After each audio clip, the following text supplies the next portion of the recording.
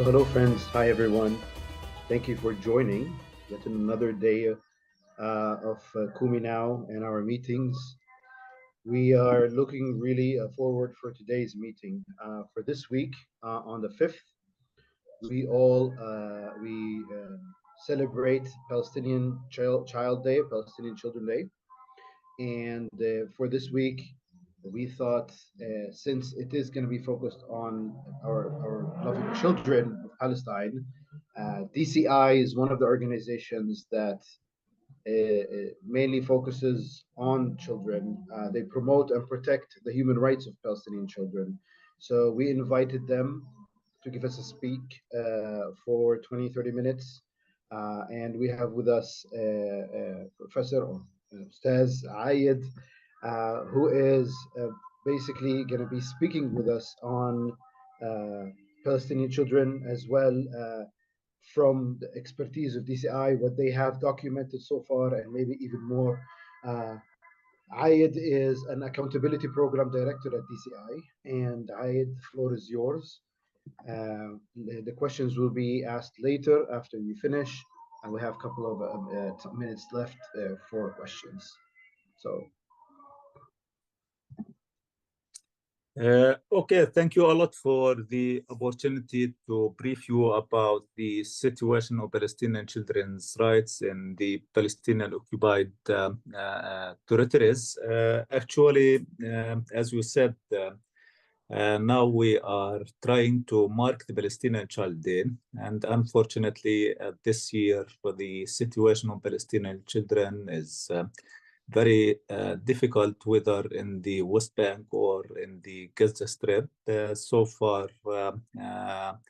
the number of casualties as a result of the Israeli aggression against Gaza Strip is over than 3,000 Palestinian children who were killed. And actually, I'll try to be the voice of the voiceless Palestinian children who are trapped in this insane military assault. So at the beginning of the Israeli war waged against Gaza, a journalist interviewed a Palestinian child, and the journalist asked the child, why you are upset?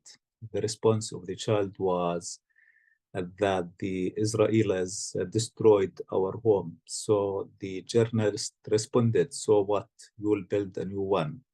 The child added that they killed my father. So the journalist responded that you should be proud, your father is a martyr. The child responded, they killed my mother too. At this point, the journalist ran out of words because, and this is the situation faced by many Palestinians in Gaza Strip who lost their families, hopes, schools, homes. Almost they lost everything as a result of the Israeli offensive against Palestinians who are living in Gaza. So the idea here, I'd like to stress the fact that history didn't start on the 7th of October 2023. Before that date, there was a history of oppression and subjugation from the Israeli authorities against Palestinians who are living in the West Bank and in Gaza Strip. And after that, there is a history of atrocities that Israel committed against Palestinians who are living in the West Bank and Gaza, which led to the killing of thousands of Palestinian children and injuring many more, whether in the West Bank or Gaza Strip. Actually, now we at this week we're supposed to celebrate the Palestinian Children Day, and since here, instead of mentioning the achievement that we as organization achieved in order to create a protective environment for Palestinian children who are living in the occupied territories, unfortunately, we are mentioning the violation against Palestinian children, which led to the depriving them from their rights, from mainly their right to life, liberty, education, healthcare, and many other rights. Actually, the organization, as you said, Wasim, it's a child right organization. Our role is to document, protect, and advocate for the rights of Palestinian children. The DCI Palestine established more than 30 years ago. And the main purpose of the organization was to represent Palestinian children before the Israeli military court system. And this was during the first Intifada, where many Palestinian children were arrested, incarcerated, and prosecuted in military court system that lack fair trial guarantees. And unfortunately, until that time, until now, we are doing the same job.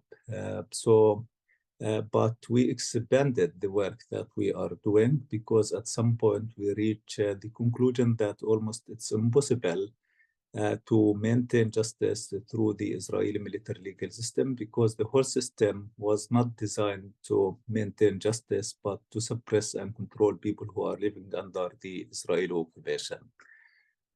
So we started to document violation against Palestinian children, mainly the issue of ill treatment and torture that Palestinian children exposed to. And since that time until now, we came to the conclusion that almost all Palestinian children who are arrested and interrogated by the Israeli authorities exposed to at least one form of ill treatment and torture, because the whole system was built on depriving Palestinian children from their rights. And the other thing that we concentrate on, it's the right for fair trial guarantees. In the Israeli military legal system, there is no fair trial guarantees for Palestinian children who are passing through the system, despite the fact that Israel is state party to the Convention on the Rights of the Child and many other UN human rights conventions. But when it comes to the rights of Palestinian children under the Israeli obligation, under Israeli occupation, Israel argued that these conventions are not applicable to people who are living under occupation. So we started to document the issue of ill treatment and torture, lack of fair trial guarantees, and the other thing, it's the arbitrary detention of Palestinian children, mainly the issue of imposing administrative detention orders against Palestinian children. And since the beginning of last year, we noticed that there was spike in imposing administrative detention orders against Palestinian children. And this practice has been escalated during this year, and now almost 40% of Palestinian children who are in the Israeli prison now, they are under administrative detention orders, which is detention without charges, without court proceedings, despite the fact that we regard that all the Israeli military legal system is arbitrary by default, but the issue of imposing administrative detention orders against Palestinian children clarify and show the arbitrariness of the system in a very strike way. Because the administrative detention orders is issued by the military commander of the area based on secret evidence. And these secret evidence are not disclosed to the child or to his lawyer. So it's almost impossible for the child lawyer to provide the proper legal defense, because whenever the lawyer tried to refute the evidence against the child or to provide a proper legal defense, the response of the child and the prosecutor that this is part of the secret file that we can't expose. During the past 4 months or 6 months or so, the situation inside Israeli prisons deteriorated more and more. And now the problem that we do not know a lot about what's going on in the Israeli prison system, because now the lawyer visits are very restricted. Also, families are not allowed to visit their sons inside the Israeli prisons. And also the court sessions are taking place through a video link. So almost there is no communication between the prisoners, among them children, and the outside world. But the information that we get from released prisoners, that the situation inside Israeli prisons is very awful. The Israeli prison authority, they practice all types of harsh treatment against prisoners. They deprive them from many rights. They do not provide them with proper food and medication. Before, prisoners used to buy from their own money in order to compensate the shortage of food and necessities, but now the prison authorities do not allow Palestinian prisoners, among them children, to receive money in order to compensate the shortage of food and the important necessities for them, because before the prison authority used to provide the prisoners with very limited space and mattress, and the prisoners themselves, they spend from their own monies in order to buy food and whatever needed.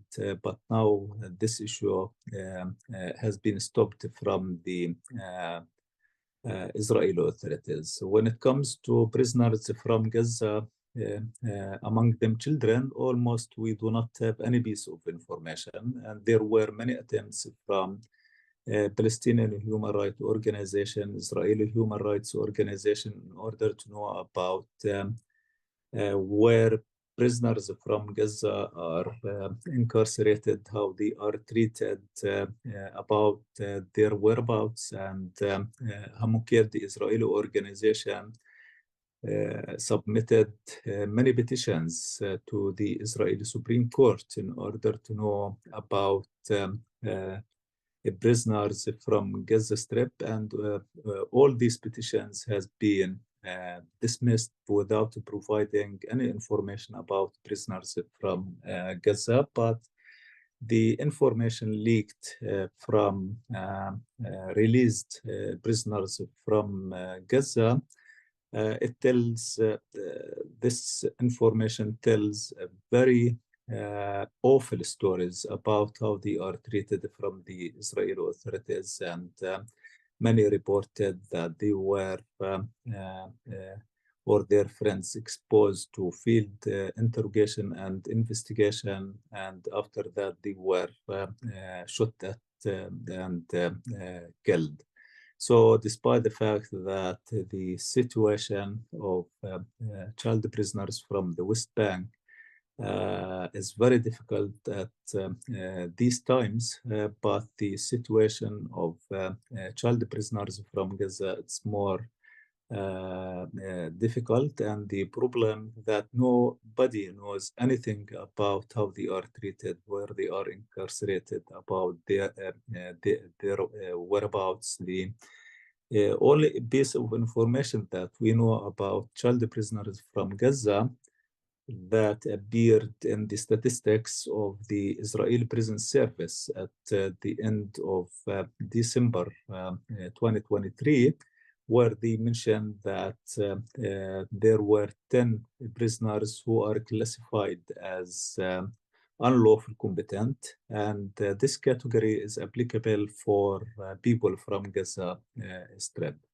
And this number do not reflect the number of child prisoners from Gaza, because the majority of them are incarcerated and placed in prisons not under the Israeli prison service, but under the supervision of the Israeli army, where we don't know the location of these prisons. There are some information that there is near Jerusalem or Ramallah, a military camp called Anatot, where they incarcerated female prisoners. There is another military camp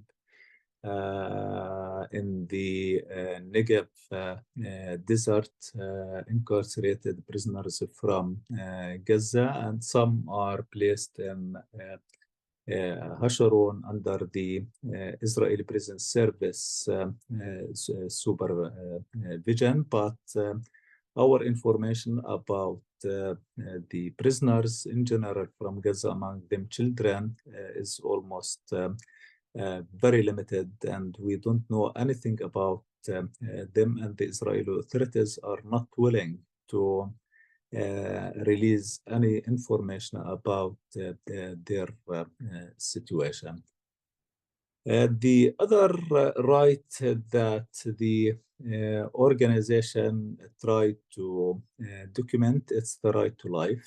Between the year 2002 and October 2023, we documented the killing of more than 2,300 Palestinian children, and most importantly, the situation of killing Palestinian children. The most important thing or conclusion that we reached, that Israel do not abide to its legal obligation under international humanitarian law or human rights law when it comes to the right of Palestinian children. And this has clarify the number of Palestinian children killed by the Israeli authorities.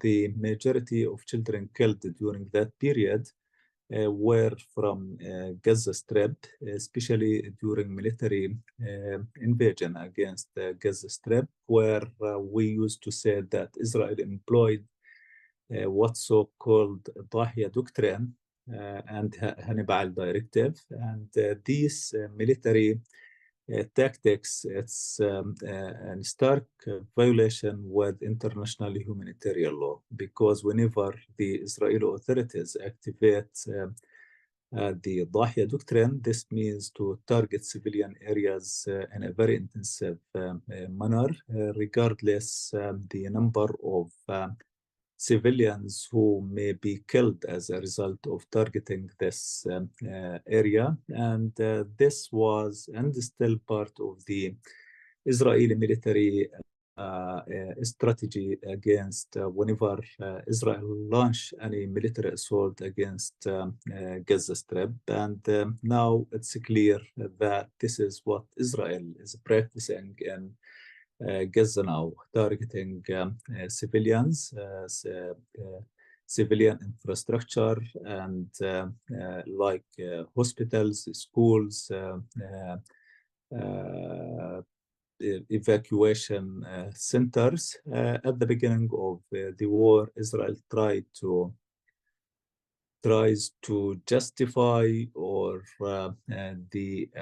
the targeting of these places, like when they targeted Al Mamadani Hospital. So at the beginning, they said that it's not the Israeli missile that target that place, and the spokesman of the Israeli army tried to provide proofs that it's not the Israeli army, but Now, as we notice, they do not care. They do not care about anything. They target civilian areas, civilian infrastructure, hospitals. Shifa hospital during the last period was invaded and targeted twice, which led to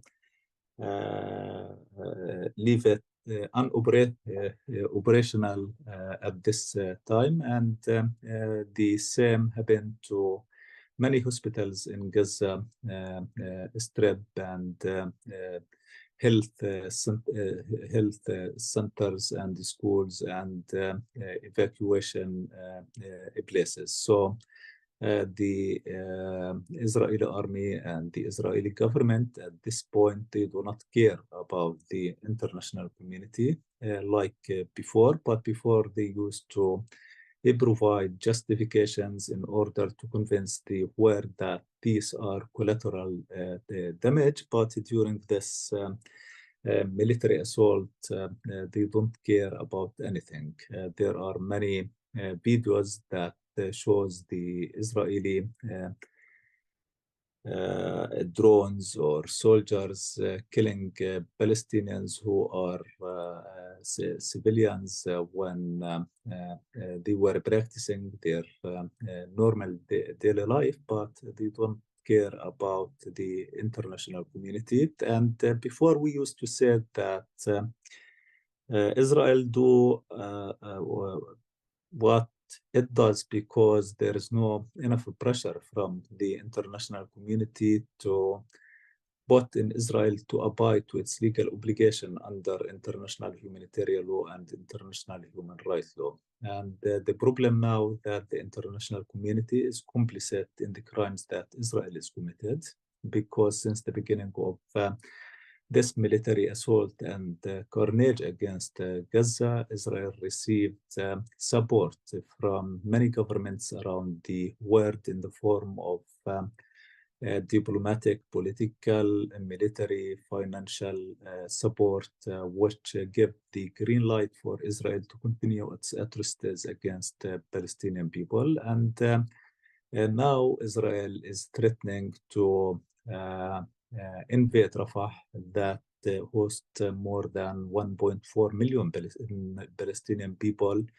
And in case Israel start this military operation against Rafah, the number of casualties among Palestinians, among them children, will rise dramatically. So we believe that now it's important for all humans around the world to lobby in order to stop the genocide and war crimes against Palestinian people who are living in Gaza, because all international human rights standards and principles, it's on stake as a result of the gap between these principles and its implementation on the ground.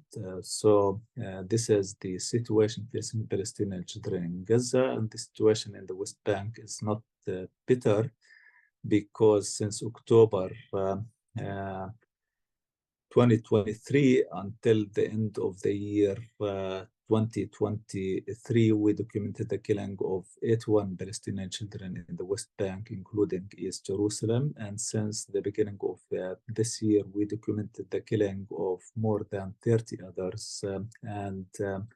The information that we received from the ground that Israel do not abide to any of the principles of protecting children during its operations in the occupied Palestinian territories. And it's our role to lobby our governments in order to put an end to all these violations against children, regardless whether in Palestine or wherever in the world. Thank you.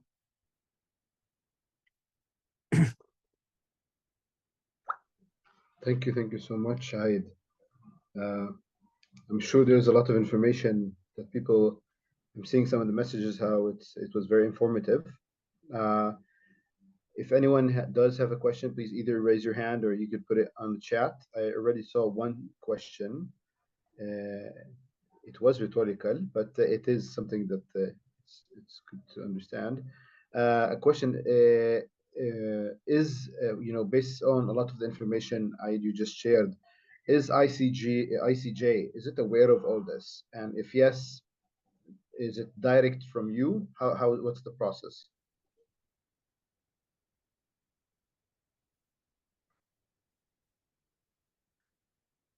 I didn't get the question right, Salim. What Is the women? is ICJ aware of the information you just shared? Mhm. And I think that South Africa, in its briefing for the ICJ, provide all the information about the Israeli crimes the, during the period that preceded issuing its ruling. So I think that they are aware of all these things, and that's why they issued provisional ruling that Israel should implement. But the problem that so far Israel didn't implement. On the contrary, they intensified their crimes against Palestinian during their military offensive in Gaza. And this is because there is no political will from the international community to punish Israel for all these atrocities and crimes.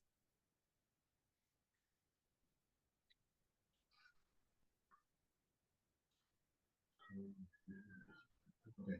Anyone else have any questions? Yes.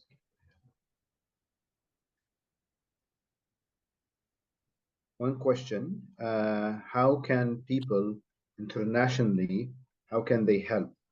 How best can we help to end this other than letting our MPs know, raising awareness and praying? Is there any other ways that people internationally can help? Mhm.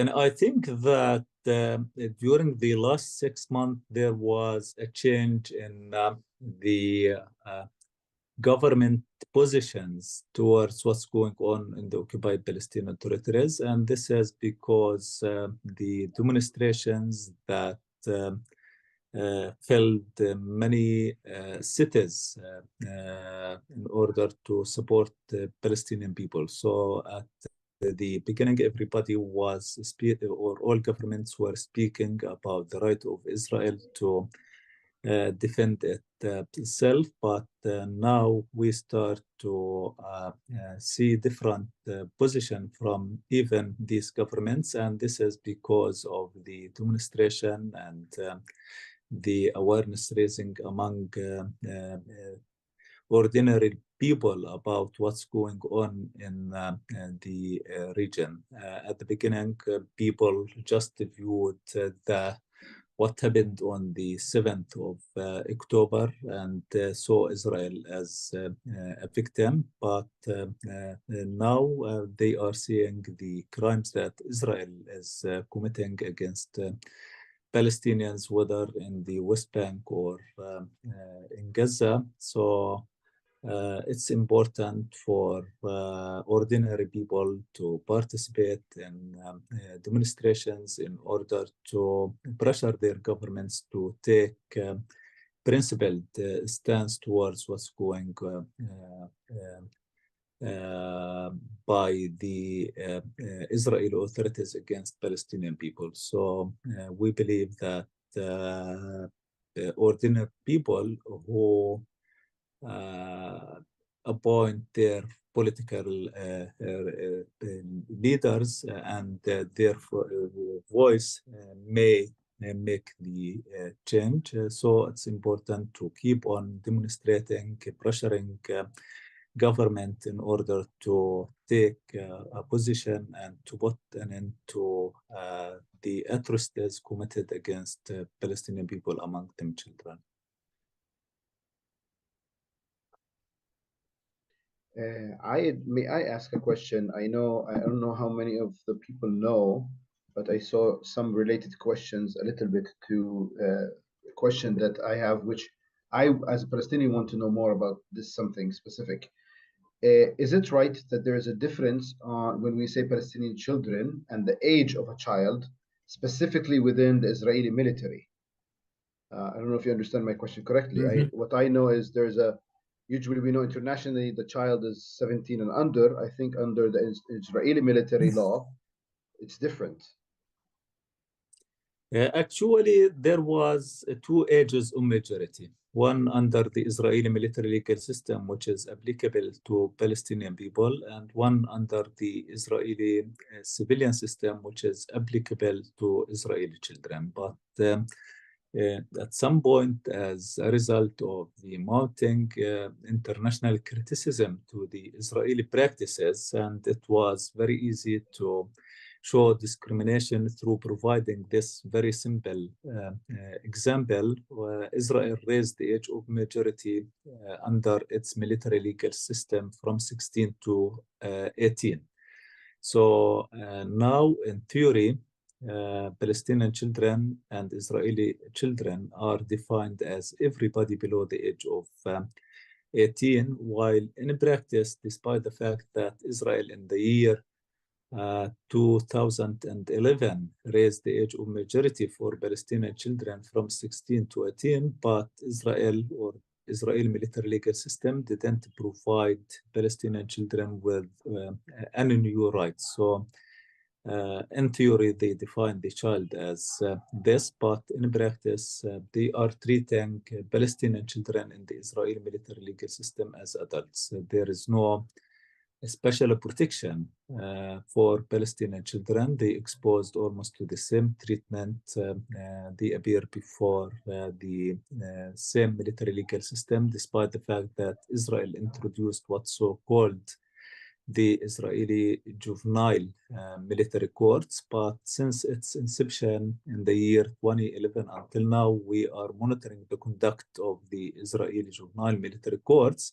And we came to the conclusion that military juvenile courts, it's like the military courts, but the main purpose of introducing the juvenile military courts is to lead the international community up a blind alley to show that they are doing something in order to improve the situation of juveniles who appear before this court, while in fact they are treating the same. And during the last 6 months, there were some protection that afforded to minors before the Israeli military legal system, but now there is no protection whatsoever. For example, before there was age categories for appearing before a military court judge. For children below the age of 14, they should appear before a military court judge within 24 hours. For children who are 14 and under 16, within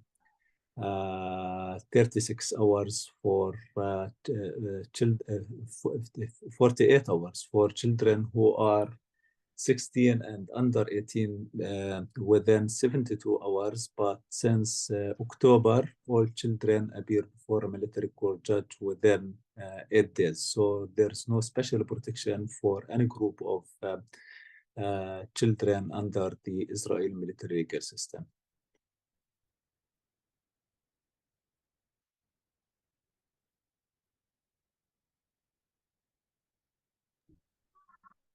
I know we have a couple of, I'm seeing a little bit of more questions.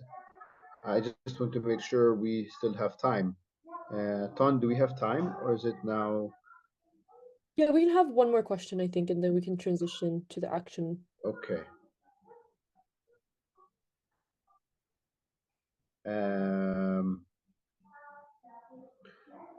There's one question I see right in front of me. Are the people in Israel aware of those atrocities?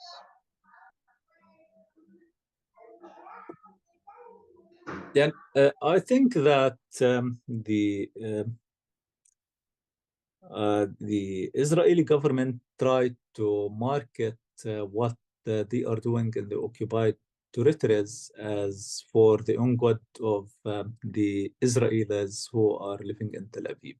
because they want to convince them that what they are doing, it's for their own good, for their security,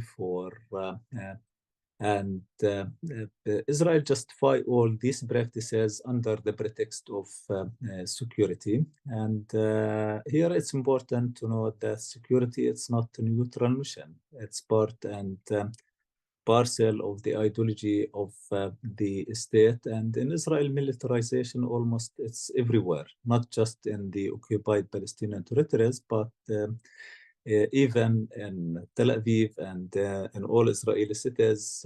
And everybody who visited the area for the first time can feel it, that there is militarization, and Israel is built on militarizing everything.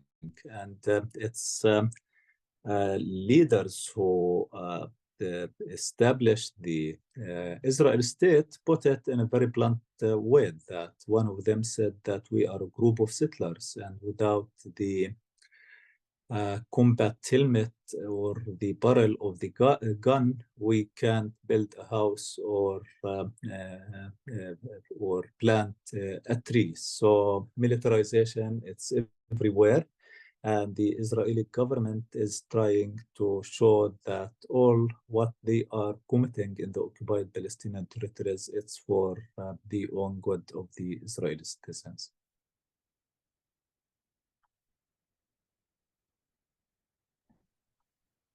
Just to clarify for everyone, because I sent Ayed the link, unfortunately, because of time, we couldn't change his name, so it appeared as my name, Salim. But Ayed from DCI, Ayed Ktesh, right? Abu Ktesh. Abu Ktesh. Yes. Thank you. Thank you so much. Thanks for DCI.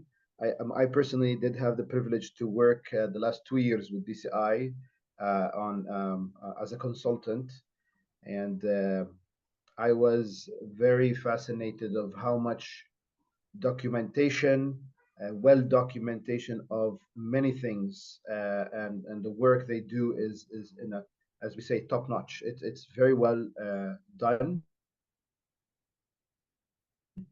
I know that you have been persecuted as DCI with some other organizations by Israel and Israeli military because of the good work and the great work DCI and some other more organizations they do here in Palestine. So thank you so much. Thank you for your time.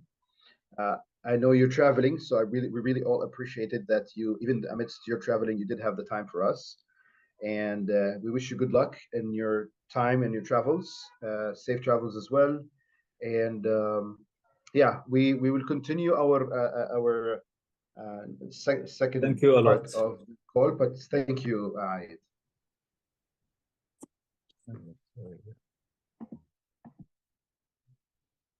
Okay, so for the last portion of Kumi, I'll just quickly cover some actions that we will be requesting people to do this week. So following the action from last week, Canada again has in the few weeks ago passed a non-binding motion to end arms sales to Israel. It doesn't mean that the government will support the ban, but we still want to encourage them, encourage other governments. This week alone, the United States has already sent billions of dollars and weapons to Israel. So we want to continue encouraging other governments to add pressure and adopt similar measures to end arms sales. So Kumi Action has a graphic that we created last week, and we have it on our social media accounts. So feel free to download that, share it with your networks. And if you have politicians, if you're based in Canada, or even if you are based elsewhere and have local politicians, email them about the measure that Canada has taken and encourage them to work for that in their own parliaments. For Canada specifically, there's an event on April 6th with Community Peacemakers team Fossil Fools Day, April 6th. So join them in calling out the Royal Bank of Canada on their toxic investments in fossil fuels, weapons, manufacturing, human rights abuses, and genocide at home and around the world. And this includes the Coastal GasLink pipeline violating indigenous rights and weapons and surveillance technology that is being used to commit genocide in Palestine right now. And so there's also a link for that Ryan is sharing in the chat. If you're in the US, there is also a link from CMEP. That was the call to action from Saturday's Easter Vigil. If you attended that or if you participated in the Holy Week with Gaza. So if you could click on that link if you're in the US and sign that letter, that would be great. And then if you're based in Europe, Palestinians have called for a boycott of this year's Eurovision Song Contest because of the refusal of its organizers to expel Israel from the competition. So there's also a template letter to send to venues screening the contest to ask that they host alternative events instead. So these are some of the actions we have. We'll let everyone stay on for maybe 5 to 10 minutes in case there are any questions. But otherwise, thank you everyone for coming.